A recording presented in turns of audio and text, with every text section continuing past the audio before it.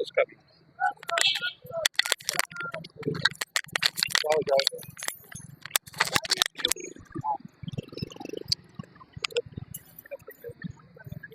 जी। अस्सलाम वालेकुम जी।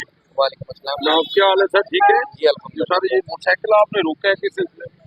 इनके एक तो नंबर प्लेट नहीं है वैसा है, दूसरा इनके हेलमेट नहीं पहना हुआ है, ड्राइविंग लाइसेंस भी जनाब के पास नहीं है, तो इनको फाइन इम्पोज कर रहे हैं। जो हेलमेट है ना, तो 2000 रुपये फाइन इनको कर रहे हैं ताकि नेक्स्ट टाइम ये जो गिरे हादसे से बच जाएं।